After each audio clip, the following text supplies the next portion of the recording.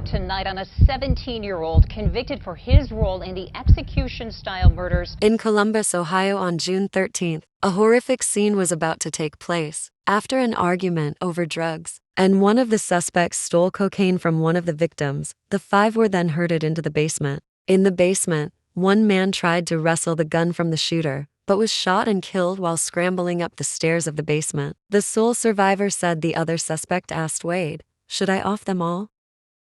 Please don't kill me," is what Angela Harrison said before she was shot. The victims tried to scramble out of danger and begged for their lives before being shot and killed. In the basement, Jordan Wade stood at the top of the stairwell brandishing the gun so the victims could not leave. At this time, the second suspect shot the five victims, killing four of them. The teenage sole survivor who was shot in the head said she pretended to be dead when the attackers returned to the basement. Soon later, officers responded to an early morning call about a woman soiled with blood. Records reveal there was active investigations involving drugs and sex for sale inside the home where the killings happened. According to search warrants executed at the home in the 2 years before the murders, police found evidence that drugs and even sex were allegedly for sale. In August of 2013, a sworn statement from a Columbus police officer said a confidential informant had witnessed crack cocaine being sold there and had purchased it under police supervision. A second search warrant was executed that January, after a confidential informant walked to the rear door of the home, was let in by the seller, who went by the name Mike, who then sold the informant crack. The informant went to the rear door of 1623 East Hudson and was let inside by the seller, who had a revolver in his hand when he answered the door. Police said a search of the home turned up cash, ammunition,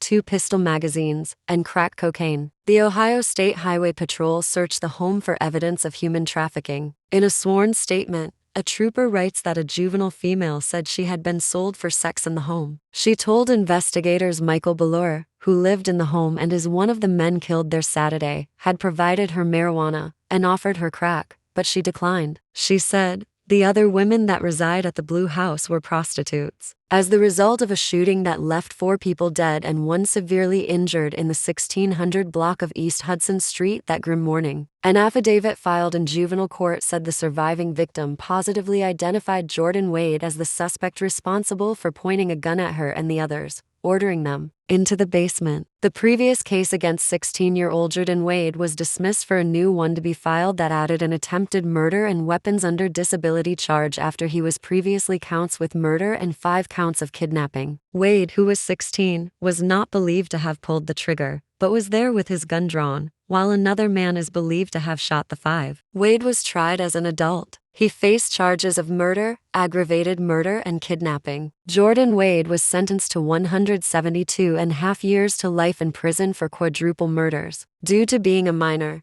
he couldn't face the death penalty. Robert Lee Adams is also charged in the killings. The prosecution's alleged trigger man was apprehended in Mississippi 2 months after the crime.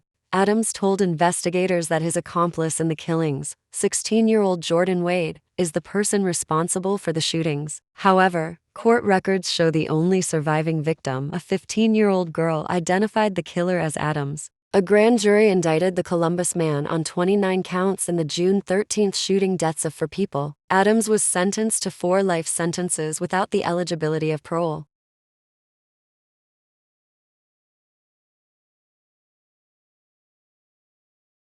We've been following this case since the very beginning. Here's how it all unfolded for you.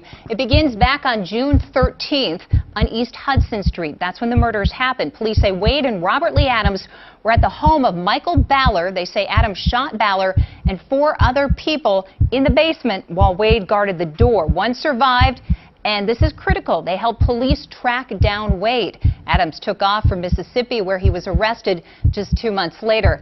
Then come December, Wade was 16 at the time of the murders and eventually charged as an adult. He pleaded not guilty on Christmas Eve of last year. And Wade's trial began in May of this year. It was May 20th that a jury found him guilty on all charges. The sentence today. Wade was given 172.5 years in prison. The gunman, 28-year-old Robert Lee Adams, he's set to go to trial in January. He faces the death penalty if convicted.